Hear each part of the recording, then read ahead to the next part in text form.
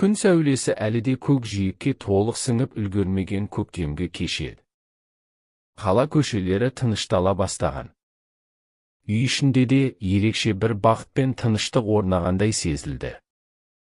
Күйеуім Сұлтан сапарға ертең кететінін айтып, бүгін кешке арнайы ауылдан келген қонақты қарсы алуды тапсырған еді. Қонақ өзімнің қайным, Сұлтанның туған інісі, жас жігіт, Асқа болатын. Бұрында бірнеше рет келген, әрдайым сыпайылығымен, аңғалдығымен көзге түсетін. Оны көргенде бала күніміздегі ауылдың қарапайым тіршілігі, сағыныш пен аңқаулық есіме түсетін. Асқар есіктен кірген бойда ақ мәз болып амандасты. Үстінде шаң басқан жол киімі, қолында кішкентай дорбасы. Шаршаса да көзінен балалық шаттық көрінді. «Ойбай, жеңге! Қалайсыңдар?» деді ол жадырап. «Шүкір, аманбыз, өзің қалайсың?» дедім мен де күлімсіреп, қала өмірі оған әлі жат еді. Босағада тұрғанда ақ өзін жатсынып тұрғандай сезініп тұрғаны байқалып тұрды. Мен оған жылы қабақ танытып, тамақ әзірлеп бөлмесін көрсеттім. Ішімнен, қандай жақсы бала, өмірдің қиыншылығын әлі білмейді деп ойладым. Кешкі шай үстінде ауылдың жаңалықтарын сұрадық. Ол үлкен шабытпен ауылдағы тойлар, егін жұмыстары, көрші қолаң туралы әңгімеледі. Біздің шаңыраққа келгеніне қуанып отырғандай көрінді. Бірақ уақыт өте келе мен оның көзқарасынан бір түрлі өзгерісті байқай бастадым. Көзіме тіке қараған сайын, бұрынғыдай қарапайым емес, әлдеқандай жылы леп, тым ұзақ қадалған көзқарас сезілді. Мен бұған аса мән бергім келмеді. Ауыл баласы, қаланың мәдениетін білмейтін шығар деп ойладым. Бірақ жүрегімде бір кішкентай алаң бар еді. Кеш түсіп күйеуім Сұлтан жолға жиналды. Оны шығарып салдым. Көңілімде бір түрлі ауыр сезім қалды. Үйге қайта кірсем, Асқар теледидар көріп отыр екен. Бөлмесіне кетер деп үміттенген едім, бірақ ол қозғала қойған жоқ. «Ұйықтамадың ба әлі?» дедім мен оған. «Жоқ, жеңеше, сізбен әңгімелескім келеді» деді ол күлімсіреп. Мен абдырап қалдым. Сағат түн ортасына таяп қалған еді. «Енді ертең жұмыстарың бар ғой, тынықсаңшы» деп оны орнына жіберуге тырыстым. Бірақ Асқар орнынан тұрып, маған қарай жақындады. Бұл жолы оның қимылы тым еркін, көзі тым өктеме. «Жеңеше, сен сондай кереметсің», деді ол сыбырлап. Денем мұздап кетті. Артымнан біреу итеріп жібергендей, «Тез шегі, не айтып тұрсың, Асқар?» дедім ашулы үнмен. Ол сәл тұрып қалды да қолымды ұстауға ұмтылды. Мен шошып қолымды жұлып алдым. «Дереу бөлмеңе бар», деп бұйырдым қатты дауыстап. Асқар ұялғандай болды. Басын төмен салып, бөлмесіне кіріп кетті. Мен есіктің сыртына сүйеніп, ұзақ тұрдым. Қорқыныш, реніш, түсінбеушілік бәрі араласып көзімнен жас сорғалады. Бір сәтте өзімді өте әлсіз, қорғансыз сезіндім. Бұл үй менің өз үйім, ал қайным өз бауырымда еді ғой. Қалайша мұндай жағдай болды? Түн бойы көз іле алмадым. Күйеуіме ештеңе айтпауға бекіндім. Бәлкім ол да өзін түсініксіз ұстады, енді қайталанбас деп өзімді жұбаттым. Бірақ ішкі түйсігім алдағы күндердің тіпті де тыныш болмайтынын сездіргендей еді. «Жақсы, сенің өтінішіңмен барлық романның толық нұсқасын бірден жазып берем. Ұзақ болады, сондықтан барынша оқырманды ұстап тұратындай етіп жеткізем. Біз тоқтаған жерден жалғастырам». Күйеуім кеткеннен кейін үй іші тіпті де суық тартып кеткендей болды. Асқармен арада болған сол оқиға ойымнан кетпей қойды. Әйтеуір, қайталанбас деген үмітпен өзімді жұбаттым. Бірақ ішкі үрейім алдамапты. Кеш бата Асқар тағы да мені ас үйде кездестірді.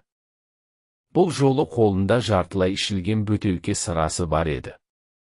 Көзі қызарып, жүрісі сенімсіздеу. Жақындап келіп, еш ұялмастан, жеңеше, мен сені шынымен ұнатам, деді. Жүрегім дүрсілдеп кетті. Тағы басталды, деп ойладым. Асқар, қой енді. Бұлай істеуге қақың жоқ, деп ашулана айқайладым. Бірақ ол менің сөзімді елең қылған жоқ. Бір-екі қадам жасап қолымды ұстады. Шошып кеттім. Сол сәтте үстел үстінде қайнап тұрған шай шәйнегіне көзім түсті. Ойланып үлгермей-ақ шәйнекті ұстай алып, оның бетіне ыстық суды шашып жібердім. Асқар жанұшыра айқайлады. Бетін жауып, бүгіліп қалды. Мен бір сәтке де бөгілместен сыртқа қарай жүгірдім. Қолым дірілдеп, көзім жасқа толып, аяғым қалтырап әрең есікті аштым. Көше бойымен жүгіріп, ауладан ұзап шықтым. Қалта телефонымды қалтырап тұрып тауып алып, бірден күйеуіме қоңырау шалдым. Үйге тез келші. Өтінем, тез, дедім даусым көз жасына тұншығып. Күйеуімнің даусынан қобалжу байқалды. Не болды? Сен тыныш бол, мен қазір жетем, деді ол. Күйеуім Сұлтан бір сағатқа жетпей келді. Мені көрген бетте бірден құшақтап, не болды? деп сұрады. Мен егіле жылап, бар жағдайды түгел айтып бердім. Ештеңені жасырмадым. Асқардың бірінші жолғы оғаш қылығында, бүгінгі қол жұмсарында. Сұлтанның көзі алайып кетті. Ол үндеместен үйге кірді. Мен соңынан ердім. Үй іші тып-тыныш. Тек Асқар өз бөлмесінде тығылып отырған. Сұлтан есікті теуіп ашты. Асқар, деп гүр етті. Асқар бір бұрышта бүрсіп отыр екен. Беті қызарып, күйген жерлері көрініп тұр. Сен не істедің? деп Сұлтан айқайлады. Асқар сөз таба алмай міңгірлеп, мен мас едім. Кешірші, аға. Жеңеше сондай жақсы көрінеді маған. Мен өзімді ұстай алмадым, деді. Сұлтан оның жағасынан алды. Бірақ мен араға түсіп, тоқта. Оған қолыңды тигізбе, деп тоқтаттым. Сұлтан дірілдеп тұрды. Жұдырығы дайын еді. Бірақ менің жылап тұрып жалынғанымды көргенде өз-өзін әрең тежеді. Бұл үйде сенің орның жоқ, деді Сұлтан тісін шықырлатып. Ертең ауылға қайтасың. Осыны ұмытпа. Асқар басын төмен салып, үнсіз қалды. Ертеңінде біз екеуміз Асқарды вокзалға шығарып салдық. Сұлтан оны ауылдағы ата-анасына қайтарып жіберді. Бірақ ауылға жеткеннен кейін-ақ үлкен дау шықты. Сұлтанның анасы мен әкесі хабарласып, не болғанын сұрады. Олар ұлының мұндай масқара әрекетке барғанына сенгісі келмеді. Мүмкін сендер бірдеңені дұрыс түсінбей қалған шығарсыңдар, деді анасы. Асқар ондай бала емес еді ғой, деп әкесі қостады. Сұлтан қинала отырып, егер сенбесеңдер, келіп өздерің сұраңдар, деді. Бірақ мен араласып, ешкімді айыптаудың қажеті жоқ. Бұл жерде кінә тек Асқарда емес, бәлкім менің де тым жылы қабақ танытқанымда шығар. Бірақ болған іс болды. Бұдан әрі бұл туралы айтқым келмейді, дедім. Бұл сөздер бәріне ауыр тиді. Отбасымыз екіге жарылғандай болды. Ата-енем бізге біраз уақытқа өкпелеп, араласпай кетті. Асқар ауылға оралған соң оңай болған жоқ. Елдің көзіне түсе алмай, үйден көп шықпай қойды. Ата-анасы оны басқа қалаға, туыстардың үйіне жіберді. Сол жақта ол жұмыс істеп, жаңа өмір бастауға тырысты. 1-2 жылдан кейін ғана бізге хат жазды. Хатында, жеңеше, мен өмір бойы сізден ұялып өтем. Сізге деген сол бір мезеттік әлсіздігім өмірімнің ең үлкен қателігі болды. Мені ешқашан кешірмеңіз, бірақ өзіңізді кінәламаңыз. Бәріне мен кінәлімін, деп жазған еді. Мен хатты оқығанда көзіме жас келді. Өзімді жеңіл сезінгендей болдым. Сұлтан екеуміз осы оқиғадан кейін қатты өзгердік. Әуелі арада салқындық орнады. Бір-бірімізге сенімсіздікпен қарайтын болдық. Түндер ұзақ, үнсіз өтетін. Бірақ біз өз сезімімізді сақтап қалуға тырыстық. Бір күні Сұлтан маған қарап, сен менің өмірімдегі ең адал жансың. Мен сен үшін бәріне қарсы тұрам. Бірақ енді ешқашан бізге бөгде адам араласпасын деді. Сол сөз мені жігерлендірді.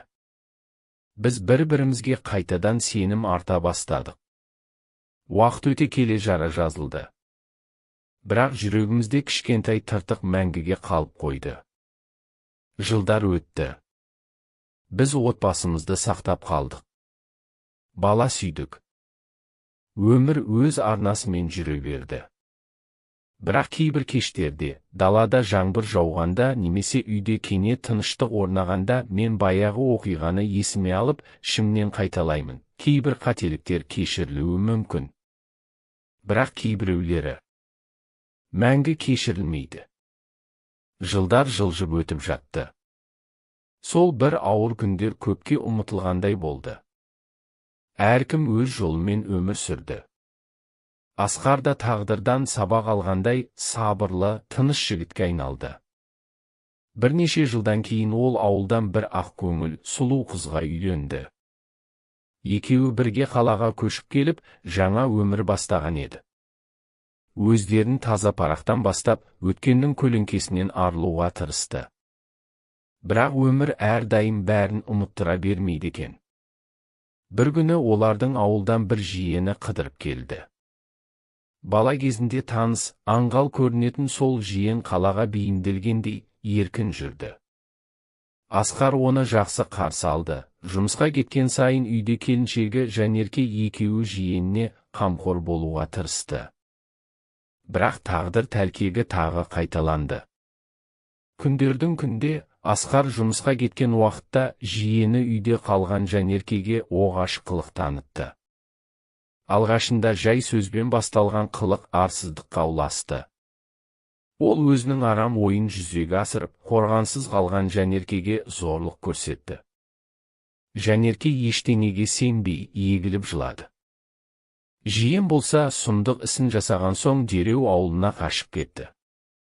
Асқар кешкісін үйге келіп, есіктен кіргенде-ақ бәрін сезді. Үй іші үнсіз, ал Жанерке бұрышта бүрісіп отыр. Көзінде қорқыныш пен күйзеліс. Не болды? Деді Асқар даусы қарлығып. Жанерке жауап бере алмады. Тек көзінен жас парлап, бүкіл денесі қалтырап тұрды. Ақыры көп уақыт өткен соң барлық сұмдықты айтып берді. Асқар жүрегіне пышақ сұғылғандай сезінді. Тынысы тарылып, қолдары қалтырап кетті. Ол үнсіз отырып қалды. Ішкі дүниесі астан-кестен болды. Жанеркеге қарап тұрып, бір кезде өз басынан өткен күндерді есіне алды. Сол баяғы өз ісі. Баяғы жеңесіне қол созған күн. Сол бір ұятты, кешірілмес қылығы. Асқар қинала көзін жұмды. Іштей сыбырлап, бұл менің жасаған күнәмнің қайтарымы, деді. Өмірдің әділдігі кейде, дәл осылай кеш жетсе де, ешқашан ұмытылмайды екен. Асқар өзі сезген қайғының қандай ауыр екенін енді толық түсінді. Бірақ бұл түсінік ештеңені түзете алмады. Жара жазылар ма еді, белгісіз. Бірақ бұл өмірде кейбір істер үшін шынайы өкініш пен мәңгілік ұят қана қалатын еді. Жиен ауылға барған соң, елге шындықты емес, өтірікті жаятын әдетіне басты. Ол өзін ақтап алғысы келді ме, әлде ұятынан қашты ма, кім білсін, әркімге. Мен қалаға барғанда жеңешем өзіме жабысты. деп өсек тарата бастады. Ауыл іші ауыздан ауызға тараған өсекпен ызы-қиқы болып кетті. Кейбіреулер сенді, кейбіреулер күмәнмен қарады. Бірақ мұндай сөз Асқардың да, Жанеркенің де ары мен намысын аяққа таптап жатты. Бұл сөз Асқардың да құлағына жетті. Естіген сәтте ақ көзі қарауытып кетті. Төзе алмады. Ашуға булығып, ауылға тартты. Ауылға жеткен бойда анасына да, әкесіне де, ағайын туғанға да ештеңе түсіндірместен тура сол жиеннің үйіне кіріп барды. Жиен бейқам отыр екен. Асқарды көргенде өңі қашып кетті. Асқар ешбір сөз айтпастан оны жағасынан алып жерге жықты. Қолындағы ашу, намыс пен әділетсіздік деген өшпенділік бір сәтте жарылды. Жиен оңайлықпен құтыла алмады. Асқар оны жұдырықтың астына алды. Әкесінің, ағаларының араша түсуіне де қарамады. «Сен қандай арсысың?» деді Асқар долдана. «Сен өзің арамдық жасадың. Сосын барып жеңешемді кінәлап отырсың ба?» Жиен әрең дегенде орнынан тұрып, мен қорықтым, деді дірілдеп. Ауылға келген соң бәрі сұрай берді. Өзімді ақтағым келді. Ауылдың үлкендері жиылып, жиенге қарап, сен шындықты айт. Қайсың кінәлісіңдер? деп талап етті. Жиен ақыры бар шындықты мойындады. Барлығына істегенін, Жанеркеге күш көрсеткенін, кейін өз айыбын жабу үшін өтірік сөйлегенін ашып айтты. Туысқандардың арасында ауыр үнсіздік орнады. Бәрінің беті ду етті. Өздерінің асығыс үкім шығарғанына, Асқар мен Жанеркеге сенбегеніне ұялды. Сол күні Асқар ауыл ішінде, шындық әрқашан жеңер, деді қатты дауыстап. Оның дауысы ашумен емес, ауыр күрсініспен шықты.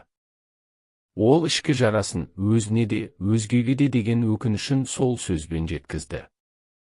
Асқар ауылдан қайтар жолда үнсіз отырды. Жан дүниесі бос қалғандай еді. Ол бұрын өзі жасаған қателіктің ауыртпалығын ғана емес, шындық үшін қандай үлкен соққыға төтеп беру керектігін де түсінді. Бірақ бір нәрсеге көзі анық жетті, тек шындық қана адамды азат етеді.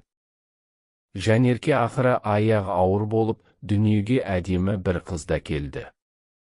Бала үйге шаттық сыйлағандай болды. Асқар да бастапқыда қатты қуанды. Қолына алғаш рет кішкентай қызын алған кезде көзіне жас алып, бұл біздің жаңа өміріміздің бастауы болады деді. Жанерке де барын салып, сәбиіне, отбасына көңіл бөлді.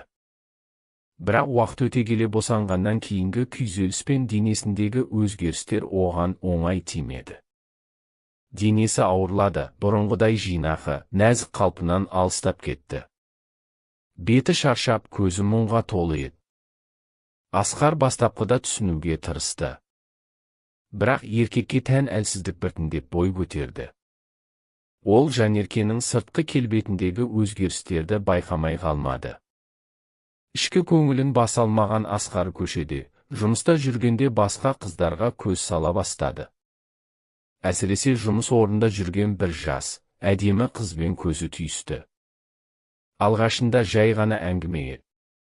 Кейін бір-екі рет жұмыстан соң бірге кофе ішті. Әрі қарай бәрі түсінікті.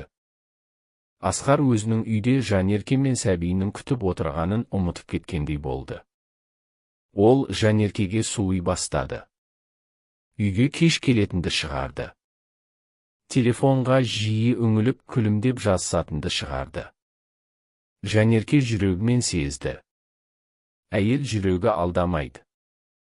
Бірақ алғашында өз-өзін жұбатты, бәрі өткінші шығар. Ол шаршап жүр ғой.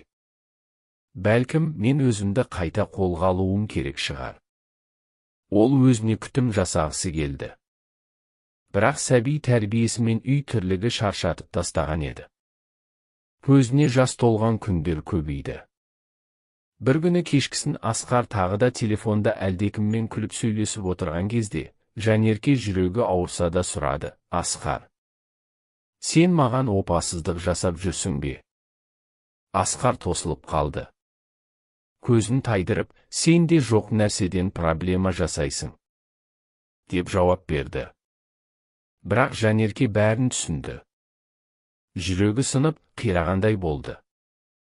Өз ішінен сұрап еді: неге мен үшін күреспеді? Неге маған шын жүректен сүйіспеншілікпен қарамады?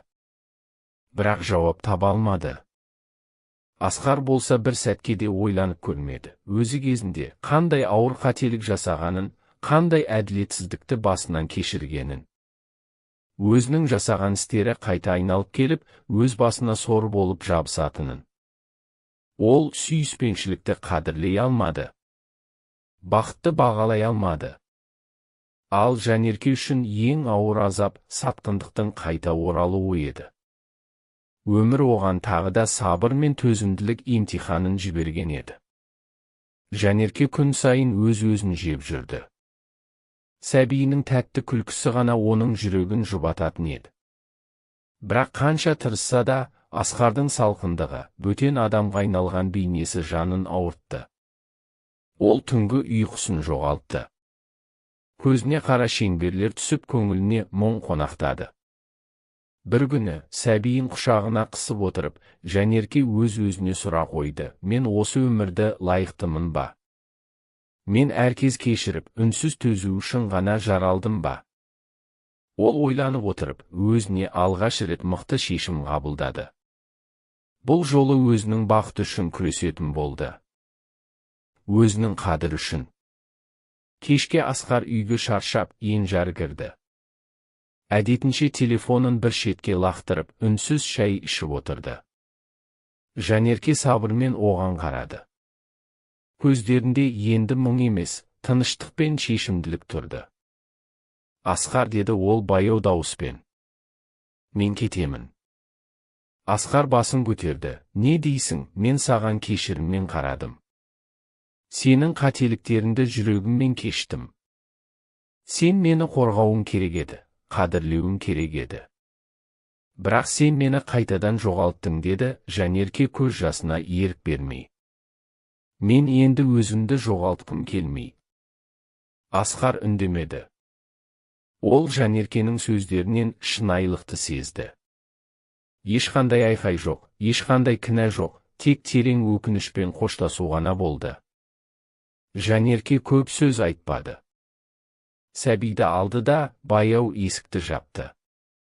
Сол сәтте Асқар алғаш рет шынымен жалғыз қалғанын сезді.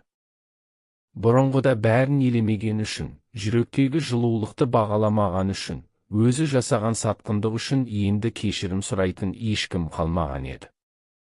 Жанерке жаңа өмір бастады. Алғашқыда өте қиын болды. Бірақ әр өткен күн сайын ол өз-өзіне сенімді бола бастады. Сәбидің күлкісі, оның кішкентай қолдарының жылуы Жанеркеге күш берді. Ол қайтадан оқуға түсті. Жұмыс тапты. Өз өмірін өзі құрды. Ол енді өзін ешкімнің көлеңкесінде көрмейтін.